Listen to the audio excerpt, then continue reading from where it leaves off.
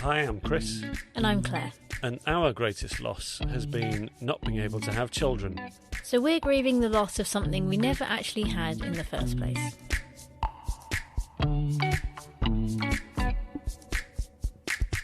Hello, and welcome to the Silent Why podcast. This is episode 3, part 2. Part 2, because part 1... Too long. Too long. Episode 3, part 1 and 2 are a little different because for the full 2 episodes, you just got us. And they explain where our mission to find 101 types of loss all started, with our own experience of loss. So if you haven't heard part 1, we recommend going back to your podcast app and selecting the first part of episode 3 and hearing our personal journey through childlessness and infertility. But hey, you're your own person. You could also be a rebel and hear this one first. In this episode, we're answering anonymously submitted questions by friends and people we know, and we asked them what they'd like to ask us specifically and what they're curious about, or what they'd like to ask any couple going through infertility or childlessness. And by making it anonymous, we allowed them to be as honest and as brutal as they wanted. Let's do this. Part 2. Questions. Okay, so the first one is, do you think it would have been easier to process if you knew earlier on that you couldn't have children? No. Next question. There'll always be challenges. I think it will always be difficult to process it, whatever stage of life you're at. Yeah, I don't know if it would have been easier, but it would have been very different. If I'd have known I couldn't have children before I got married, for example, I would have known I was going into a marriage that would never have natural children via me. So that would have been a slightly different process, but I would have had to have gone through it again as you meet people, I suppose, and that would be very different. Because you'd have to be telling other people, they'd have to be coming to terms with it, you wouldn't be on the same page necessarily. At least we found out at the same time. So that might have, how would you have felt if you'd have known before you got married you couldn't have children? Yeah, that would have been really interesting because we didn't have that sort of dating process, did we, where it's like 6 dates in and then you raise the serious issue that you've been hiding up until that point. We didn't experience anything like that. So I think knowing you as I do now, I would have no belief that you'd have reacted badly if I'd said to you sort of before we got engaged, hey, something I want to share with you, I'm infertile. I don't think, knowing you as I know you now, you would have reacted in any way other than, all right, what does that mean? Yeah, I think I always saw things we went through as challenges together. There were always things like, oh, okay, this is what we need to get over next. But it was always we. I never felt like I was dealing with it or you were dealing with it. It was always together, and I think it would have been the same for us. I think for other people, maybe very different. But for us and the type of people we are, I think it would have been a different process. I don't know if it would have been easier, but it would have been different. Okay, so the next one is, how long did it take before you accepted that you wouldn't have the family you expected? For me, I don't think I have fully accepted that I'm not going to have the family that I thought I once had. So, yeah, 11 years and still heading towards that point. Yeah, I think I would say the same. I don't know if I have. I remember even now when people talk about pregnancies and getting pregnant, I sort of am thinking, oh, that might not be me. And then I check myself and think, hang on, that will never be me. I literally can't do that now. And that still hasn't, I don't think has fully sunk in. And that's 2 years after the surgery. I don't think we'll ever come to terms with it because it will always be something that's broken. And can you ever come to terms with something that's broken? I don't know. So the next one was, how does the loss of what you hoped for compare to the loss of something or someone you had? Do you have an answer to that one? I think it's very different. It's very difficult because you don't have that point where you come to terms with it. I think when you lose something you actually had, there's a definitive moment when you lose it, generally. And the same with, someone dies. When it's something that you just hoped for and you never had, there's no definitive point. So we never had a negative pregnancy test. We didn't even get that far. We never had a miscarriage. We had nothing that brought us face to face with our grief of what we lost. So the danger there is that you never grieve it. You never get to that point of realising. And even when we drew our line in the sand, I remember very recently coming to this suddenly moment of epiphany where I sort of thought, well, hang on, I thought the line in the sand was the end. That was the end point of reaching this. This is what we... But actually, it was the beginning of the loss. It was the beginning of the grieving, because that was the moment we knew it would never happen. We were assuming it wouldn't. So that sort of was confusing in itself. So I think confusion is the word I would say. It's confusing because it goes on forever and you don't know when to grieve it and how hard to grieve it. Confusion is the word that I would have used. Certainly it makes it more confusing. But I liken it to almost like a sport. If you're training for a 100-meter final in the Olympics, and in all the years you're training for that, you have a dream of running and winning that race, or running at least getting a medal. So being taken out of the equation way before the actual Olympics, there would be a sadness there, and there would be a pain, but it would be a very different sort of pain to if you'd actually run and lost, or run and came fourth. It would be a different type of pain. So it's more confusing. I think not having been to the depths of grief with a physical loss of something. I wonder if it would be healthier for these kinds of losses if you actually did have something, you had almost like a grave or a monument or something that was like, these are the kids that we never had. They're right here. And we're not going to have them. And we need to grieve the fact that these 2-3 little people that look like us and had names and had characters and personalities that were jointly ours, they're not going to be here. They never got a chance. What would that look like? Yeah, that's a really good point. I think if there's a physical something to look at, it's a reminder to others of the trauma that you've been through. And with our journey, as maybe with others, there isn't that physical reminder for others. So you just get on with life and people see you happy and see you in good moods and they assume that all is well because there isn't that physical reminder. So where there's no grave or there's no scar, it can be very easily assumed that all is well and you've moved on.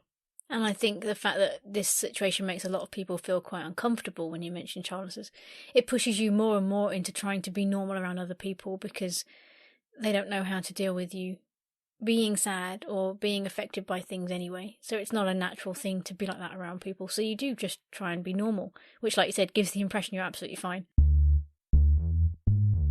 Next one. How do you feel or cope when people close to you continue to have babies and you have to travel the journey alongside them and after birth?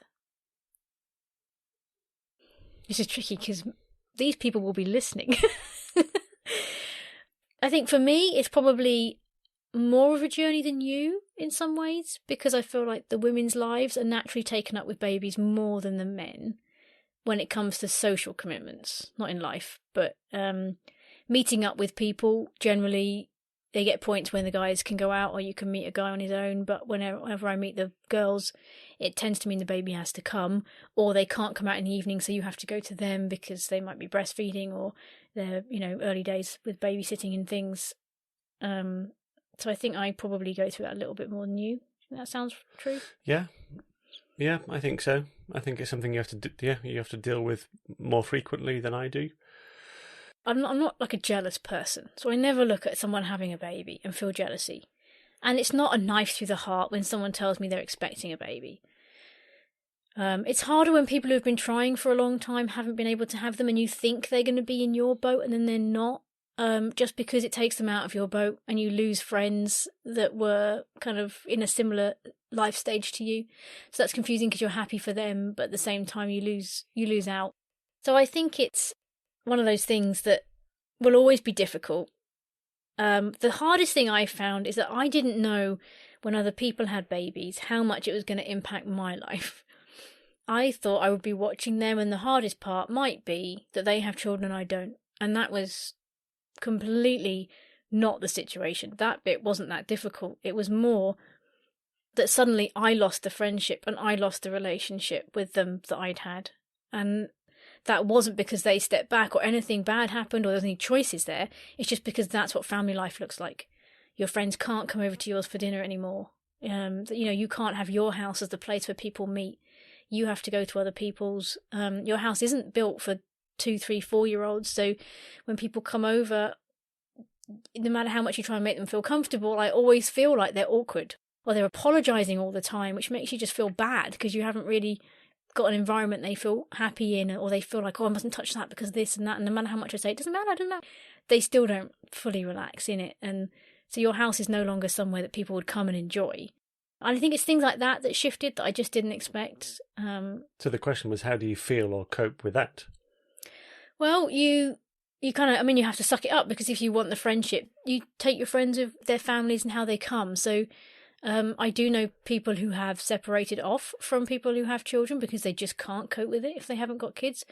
We were never those kind of people. We never wanted to be those kind of people. So I think we've tried to work hard to stay alongside our friends, go to them as much as we can, and just recognise that the sadnesses we have around doing that, it's not their problem. So just trying to cope with it in our own space and internally, and just maybe grieving that.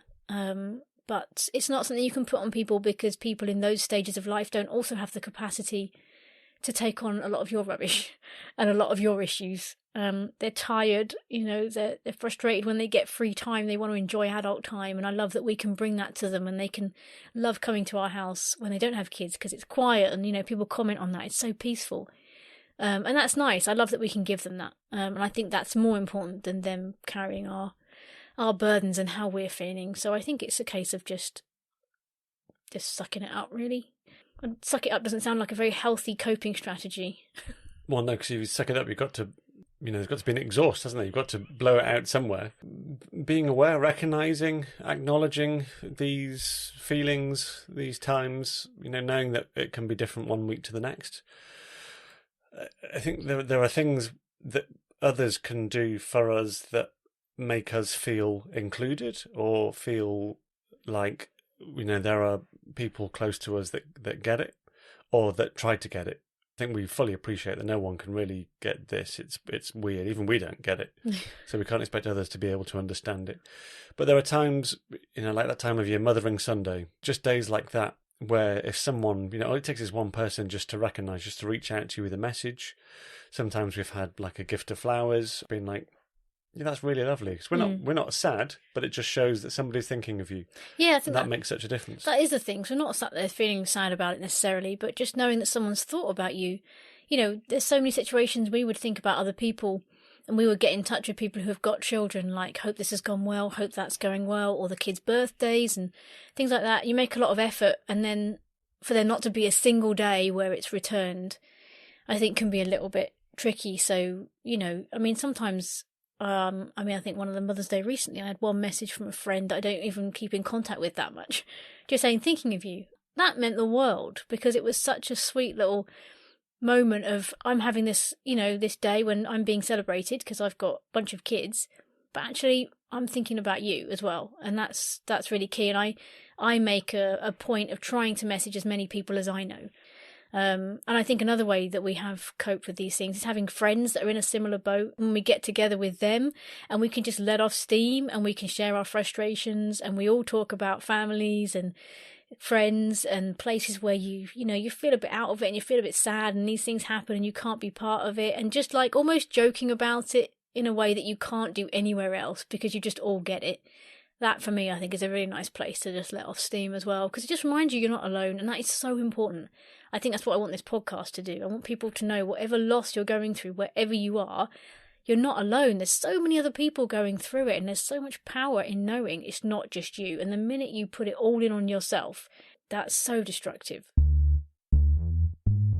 Okay, so how did you arrive at the final decision to not only stop trying to get pregnant, but also not try alternative methods of having or adopting a child? So I would say that the final decision was when we drew a line in the sand, that we were not going to try for anything via IVF or any medical intervention. We were just going to be the two of us. The trying to get pregnant thing, the thing is, you do try and get pregnant, I think, probably in the early days, but when you've been doing this for 10 years, your normal life is just no contraceptive and see what happens. So it's not like you're trying to get pregnant anymore. You're just living life and hoping it happens one day. So it's that sort of thing never really stops, but equally it's not like most people have a time period of 3-4 months, or maybe a year, or if they're unlucky 2 years, of trying to get pregnant, where you're monitoring everything. And we never really had that, it was just over such a long period of time. So yes, officially when I had the hysterectomy, obviously pregnancy became completely impossible. The adopting thing, I guess, like you said earlier, it's still on the table. It's not a desire we currently have, either of us, but we ask each other probably once every 6 months or so, just to check in if that desire has changed. Coming to that final decision, for me, I think you lose two things. And one maybe is a good thing to lose, one is a sad thing to lose. But that's the sort of the weightiness of it, and you lose the wonder. Because the weightiness of it is just the years that we spent not knowing and discussing, and it really takes its toll when you spend just every family occasion and gathering and festival and every bit of small talk, and every time you meet someone new and you have the same conversations about what's changed, what's new, every New Year's Eve where you contemplate a new year. And you're just thinking, I don't know. And we got so fed up of answering questions with I don't know. And so losing that weightiness was a relief, and was definitely something that drove us towards drawing that line in the sand and saying enough. We move forward now as the two of us, and we leave that waiting and the weightiness behind.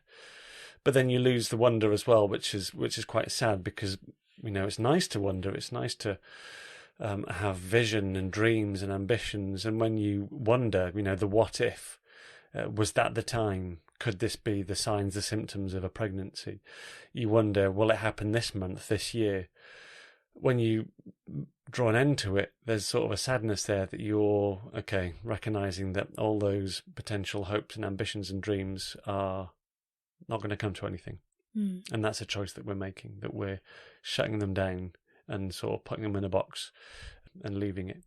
That's the sadness. So the weightiness we were relieved to lose. The wonder is a sadness to lose.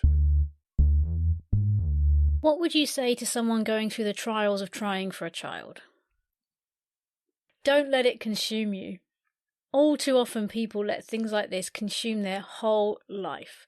It dictates their conversations, it dictates their sex life, it dictates their relationships, it dictates their conversations with friends, their approach to other people's children, to being around pregnant women, to babies, to doctor's appointments. If you let it consume you, then I think it will drag your whole life up and down, and it is a roller coaster. If you can keep it so that you still enjoy your relationship and you can enjoy sex without it being something that you're just monitoring for ovulation times, and you're getting angry with your spouse because either of your hormones are going up and down because you're on treatments or because you have to have injections, all these things, I'd say just don't let it consume your life. Let it be something that is in a portion of your life, and it will be a big portion of your life, and it will dominate a lot of your thoughts. But try and keep some space for other stuff, and try and keep normal friendships and relationships going during it, because you're going to need them. Absolutely. And what you said at the very start there, I'd almost emphasise even further and say you must not let it consume you. You must not let it consume you. I think I'd add into that, because I completely agree that would be certainly one of my priorities. But I think part of that is forcing choices. You've got to bring yourself to a point of making choices and then sticking to them. And that's quite hard to do, because sometimes you want to just carry on and just let stuff be in the background. But you need to be able to make choices as to whether you go one way or another. We know some people that have, if they've got endless IVF cycles, let's say, they can afford to just keep going as long as they want to. We've got friends we know who have put a set amount on it. So like, we will do 3 rounds of IVF. Or we will only do what the NHS provides. So whether it's 1, 2 or 3, we'll only do that. Or we'll do everything the NHS gives us and we'll only pay for 1 cycle. I think that's really healthy to do that and stick to it. Because if not, you will go on forever. And what will dictate you not having a family will be something biological like the menopause or, something else. And that's not a healthy way to have it dictated to you. Ideally, you want to be in control of it. And I would, say as the woman, don't just assume that you're the only one in it and that the whole thing evolves around you, because your partner will be going through a different set of emotions but still going through the same sort of roller coaster. So try and have empathy for the other side and try and remember that you're on the journey together. If you manage to break the relationship through trying for children, which is not uncommon, then it does get worse. And a question we've asked fairly regularly, like once a year, let's say, is, are we enough?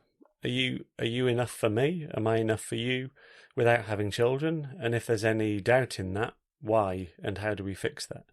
Because we want to make sure that we are enough for each other for the rest of our lives. If it's the two of us, if it stays like this, are we enough for each other? And if there's any doubt there, fix it. And remind yourself why you're together in the first place. If you go back pre-trying for children, you'd have all the reasons you need as to why you're together. And you need to focus on those and remember those as well, not just look at your current situation, but look at what brought you together in the first place. So, next one. Are there any surprising, unforeseen triggers for your grief, aside from the seemingly obvious things like pregnancy announcements? Yeah, I think a fairly obvious trigger for me would be seeing children reach out for a parent, seeing a small child reaching to be picked up by a dad or to want to climb into dad's lap. You know, the amount of times I've been in a room with parents and, you know, we're all watching the children and little child wants to climb into dad's lap or be with dad or play with dad in the garden, whatever it may be. I think they're moments for me that are sort of quite take me by surprise. That's where I think, oh, I'm never going to have that. Yeah. And I think some people think it's the pregnancy announcements, and actually they're not so bad, really. The only thing that makes me sad about pregnancy announcements is I know that my friendship with that person is going to shift, because I know I've been through this too many times now to know that it can't stay the same. So I think that's the only thing with those. Whereas, like you said, the moments where you see parents with their children, those connections at any age, even when they're teenagers, they're the hardest bits to watch. And sometimes you'll watch a parent with their child being very loving and very connected, and you're having to sit there watching it. You might be the only other person in the room, and that can be one of the most painful things. And yet people don't seem to realise that. They carry on as normal, whereas the pregnancy announcement they take so much care and time over, and I kind of want to be like, that's not the hard bit. The hard bit's to come when, like, 5 years down the line, you're connecting with your child in a way that I will never have. Christmas is a time I find difficult as well. I think as a child growing up, I loved Christmas. Presents and great food and partying and gatherings. And now being, 42 years old, and having for the last 5 or so years experienced Christmases where I've really missed just that childish excitement of Christmas. And I see the guys around me all get really excited about Christmas because they're doing it for their children. And that makes me sad, because I miss enjoying Christmas and find it all just goes past now. It's just a few more days, and it's like, I really want to be excited about Christmas. How do you find ways to fill the gaps left by childlessness? For example, the extra celebrations of birthdays, Mother's and Father's Days. Filling the gaps. Starting podcasts is a great way to fill a gap. Yeah, I don't think we ever have really filled the gaps. Not intentionally. No. Because I think we recognise the dangers of sort of filling the gap by, polyfillering, where you leave stuff, emotion underneath. Well, I think, like they've said here, for example, the extra celebrations of birthdays and stuff. So obviously we have a lot less of those in our life. We know the gaps are there. We recognise there will always be gaps. And I think we live with them. But I certainly don't think we try and fill them. We don't fill them, we feel them. Ooh. It's one for a t-shirt, isn't it? Okay, in what practical ways can friends and family best support you in your childlessness and make the loss easier to bear? This is difficult. It is. It can be the smallest thing that just lets someone know that you're being thought about.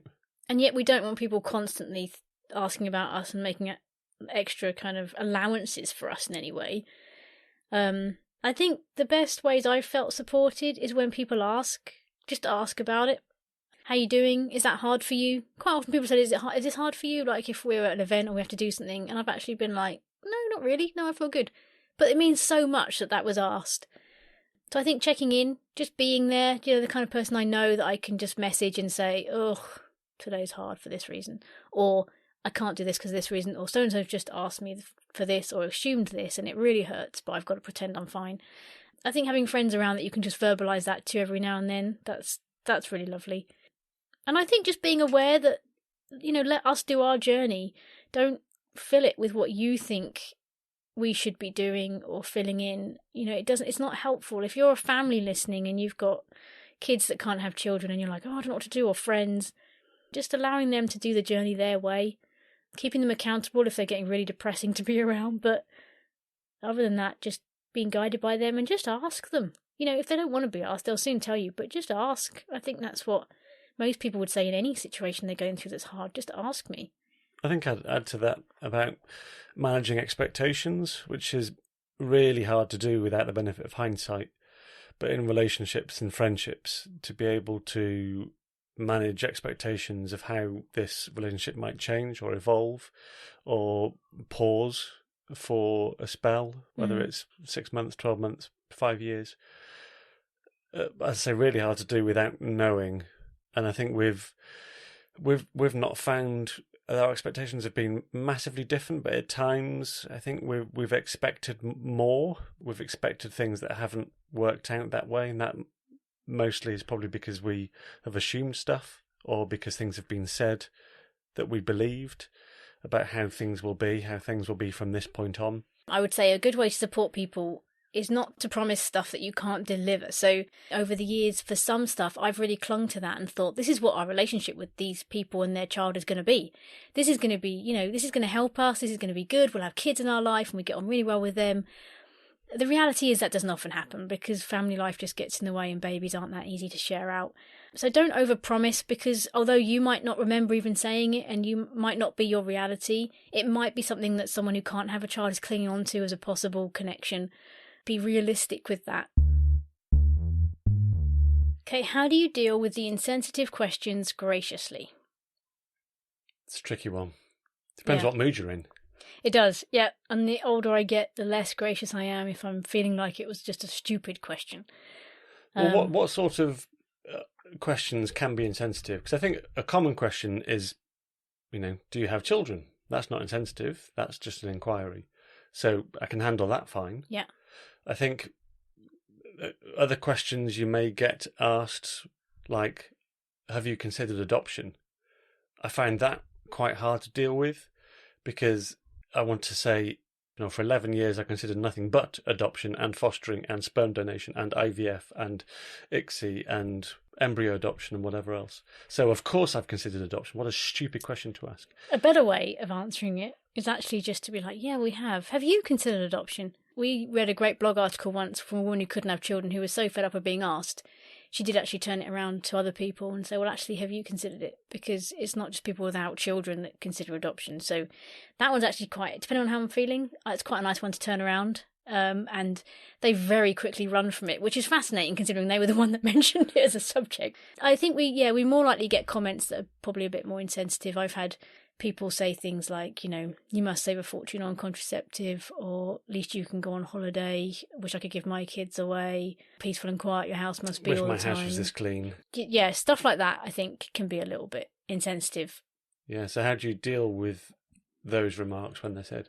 Well, I do deal graciously with them because they're not meant in a nasty way, and a lot of the time it's just uncomfortableness, or it's just they're kind of not knowing how to deal with it, so they come out with something in a nervous way, which is more often than not where they come from. It depends. If the person is a bit careless with their words, then sometimes I'll be a bit sarcastic in response. But on the whole, early on I would just laugh and just go along with it and not make a scene. Now I think if people assume too much, I don't like it when people just assume we didn't want them from the start. Or, we never wanted them, so it was all right for you anyway. Or you never seemed like you wanted them, so it wasn't that difficult for you. I think a lot of people assume that when you try and get on with life and act normally. That annoys me, because I just think you haven't asked about my journey, but you've made a massive assumption about it. I think where I can, try and educate people, because I don't want them to keep making the same mistake with others. I'm on groups with people without children. They all want people to understand and to learn. So there's a lot of blogs out there where you can read what's the best way to deal with the situation, to chat to people without children. So try and point them in the direction of some of that stuff if that's helpful as well. And just keep doing things like this. The more people you can educate about the situation from behind closed doors, the more when they go out and about and chat to people, they'll be a bit more sensitive. A follow-up question to that, which has been asked by a friend or family member, is, what alternatives are there to those questions? what are the better alternatives to those questions? I mean, there is no alternative, I don't think, to do you have children? It's often a follow-on from asking if you're married, which I'd imagine a lot of single people struggle with. By asking the question, is that by choice? Is that a good question to ask? I think, yeah, what I would do is find a way of phrasing it. Yeah, allows people to answer in their own way. So I had to find a comfortable answer to that question. I had to find an answer. I tended to say, no, that didn't happen for us, or that wasn't possible for us, which felt a bit softer for them. And you need to do the same thing, I think. Find a response where if people say no, rather than just leaving them there with that no, which is quite uncomfortable, find a follow-up, either a question or a comment, like you said, was that by choice? It's a nice thing to ask, but then, there'll always be someone that's upset by questions. And I think you've got to question why are they asking as well. I mean, sometimes you just don't need to ask. Do you need to know if this person has children? But I think what you're saying is consider the question, that, don't ask questions for the sake of it. But if you really care and you're really interested and you're invested in the conversation, then ask the questions. But don't just ask them to make small talk. They seem to be the go-to questions. Are you married? Do you have children? And then follow up with what is your job? What's your job? Yeah. And that shouldn't be what we're all defined by, really. So I think find some kinder words. What do you do with your week? Just find ways of phrasing things that give people an open option, so that if they don't want to tell you about their personal life and children and marriage and stuff, it gives them a way out to talk about their hobbies. Do you ever have a respite from the river of loss? That's poetic. Deep, yeah. Well, I think in some ways we have felt like we've had a lot of loss. And I think when you say that, people might imagine you've lost 10 family members or something. But I have written about this on the blog and given a bit of our history with loss. And I think because we've lost, our first loss was huge financially.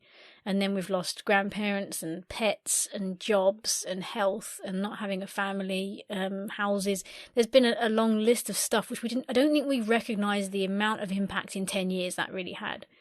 So there has been a lot of loss.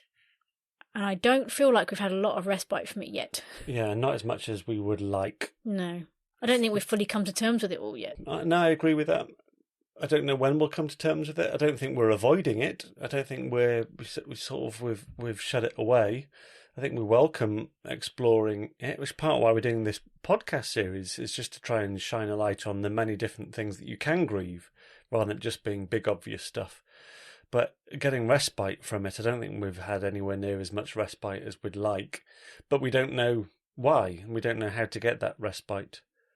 We were talking the other week about something. There was quite an emotional conversation, and I was sort of picturing a stream becomes a river when there's more and more that feeds into it.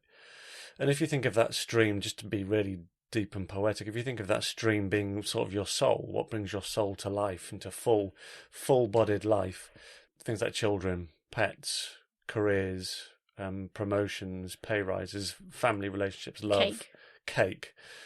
Then all of that, the more of that feeds into your soul, the more you sort of come to life. And when you remove something like children, that's a fairly major, tributary that feeds into that river.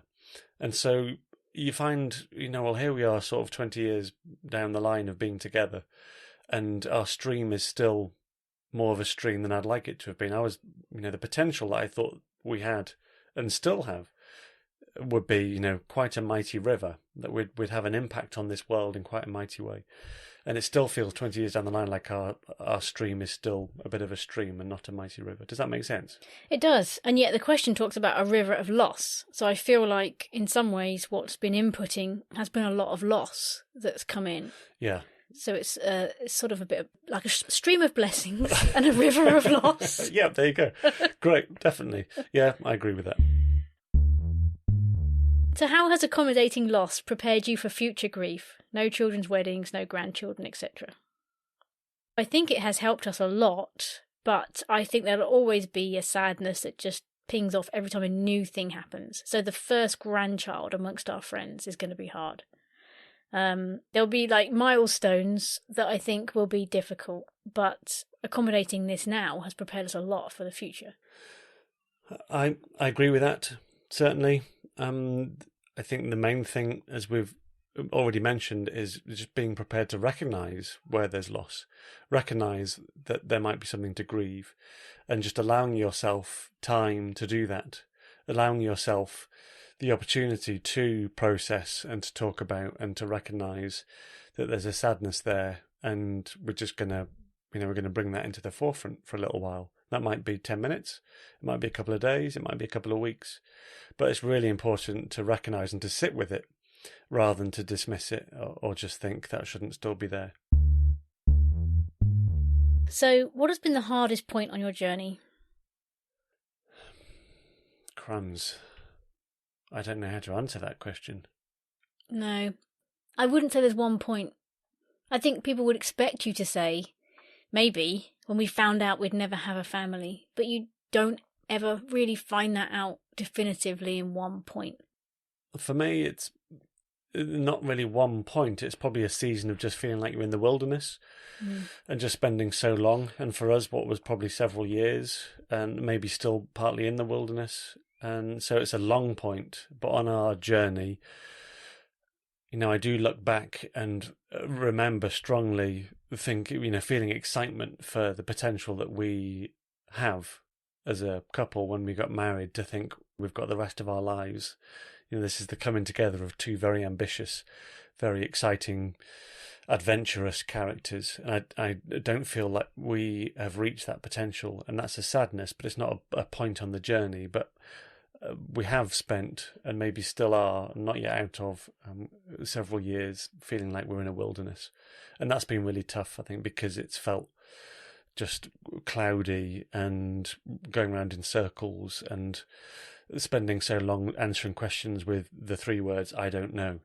And that's really difficult when you like to have, when you're a completer finisher, or you like to have successes to celebrate and markers to celebrate and achievements. And when you spend so long just saying, I don't know, that's really hard. So that's a very long point. I think the period of time looking back that was hardest for me was probably when things shifted with our friends when they had children, and I didn't see that coming in the same way that I thought. That it looked different from what I thought it would look like. That was hard.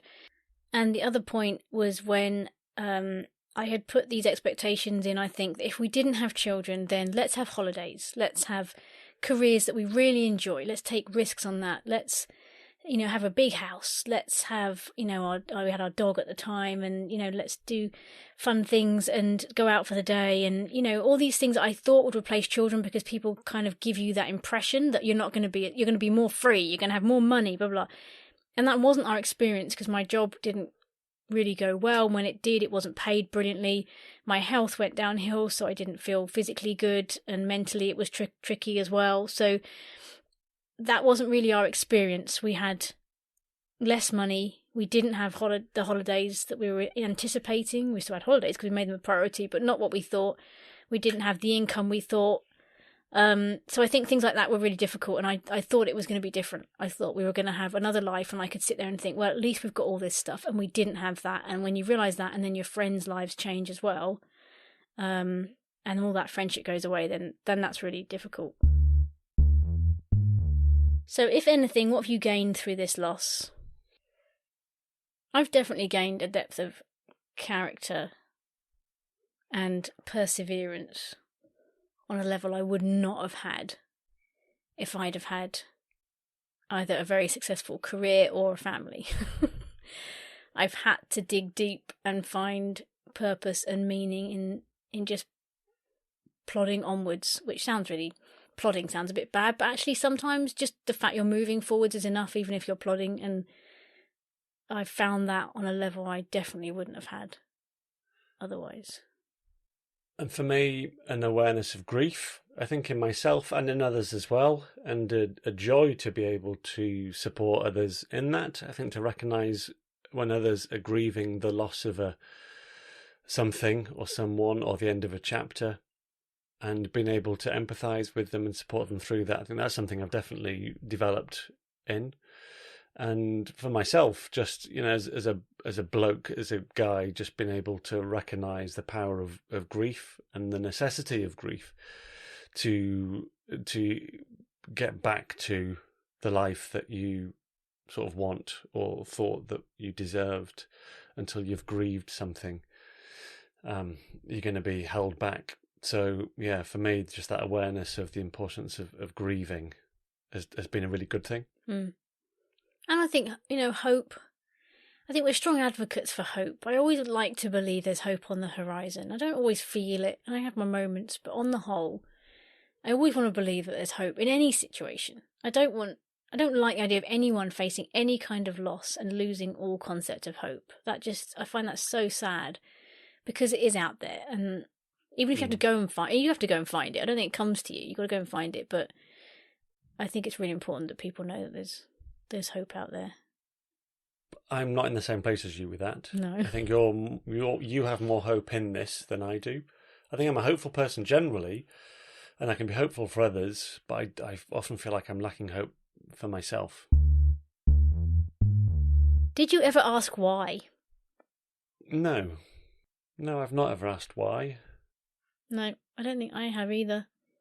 I've asked why in almost a comical, everything goes wrong for a while and I'm like, oh, and then I do like Joey, like, why? But I don't think I seriously was asking why. I think going back to the cause, or part of the cause of our story being around my infertility, and that being because of a medical procedure that I had when I was aged about 5 or 6 years old, and now they do that same procedure on children much younger, so boys who are much younger, because of the implications, the scarring that can happen if they're too old. I've had somebody say, why don't you sue the NHS? Why don't you take action? Which to me, that's the sort of person that would be asking why. But that never entered my mind. Like, why would I retrospectively go back and take some sort of try some sort of, even consider some sort of legal action because I've been left like this? It's sort of that compensation culture. So I don't ever feel like I need compensation, or, why not? Why not me? So I've never asked why. Yeah, I see a lot of women on groups with people who can't have children as well, who will very much question, why me? Why am I being punished? Why can't I be a mum? Why am I doomed to be alone? And that's never crossed my mind. I see it as a broken bit of biology. I don't see it as a personal slur on us. I don't see it as a personal slur on me that I had a hysterectomy. I don't feel any less about myself because I can't do things that most women would. No, that's just never been in my thought process at all. And I think it's sad when people go down that route, really, to make themselves think that they're being punished or there's something wrong with them because of it, because it's not. It's just something that happens, and everyone has crap things that happen to them. And we're really blessed in our marriage. I've said it before, I'll say it again many times, no doubt, but that you've never made me feel like less of a man. You've never made me feel responsible or to blame for any of this, ever since literally day one of finding out that could well be infertile and let's go have some tests. So I've never had cause to feel shame or pain because of anything you've said or done, that you've only ever been totally supporting, and that's made such a difference. We're a team. You're broken, I'm broken. Hey! And the last question, what is your Herman? Yes, we get to answer this question. We do! And I bet you didn't think about it to prepare it either, did you? No. No, me neither. Should have done. We should have come up with something really wise and deep at this point to set the standard for Hermans. I'm going to start with a cliche. Well, that's not the best place to start, but no, go on. But it is so important, which is you're not alone, to always know that you're not alone. That there's things like this podcast, there are other things, whatever situation you're going through, there will be others that have gone through it as well. And there's so much experience, so much value in shared experience that's really important to be able to help process and just to reassure you and encourage you on your journey. So I think just that message of you not being alone is so important. My Herman would be, there is life after loss. Just don't see the loss as the end of your journey. Don't see it as consuming your whole life. You can get past it. There is hope. You have loss, and it's awful. It's gut-wrenchingly horrible. And I would say find people on the other side of it. Find people who have been through what you've been through and have survived it and are out the other side, because you just get so much hope and light shed on what it looks like to speak to people like that. There's more beyond this. It's not the end. So there you have it. 1 episode, 2 parts, an hour-long ongoing journey with childlessness. You can read more about this by visiting thesilentwhy.com/ourstory, or find us on social media at The Silent Why Pod. If you've got any other questions, feel free to DM or contact us. We love to hear from people and chat about our story. We've also got a blog based around loss and grief, which is released every week. Today, we're ending with some words from Rachel Marie Martin, author of Finding Joy and the Brave Art of Motherhood. Sometimes, you have to let go of the picture of what you thought life would be like and learn to find joy in the story you are actually living.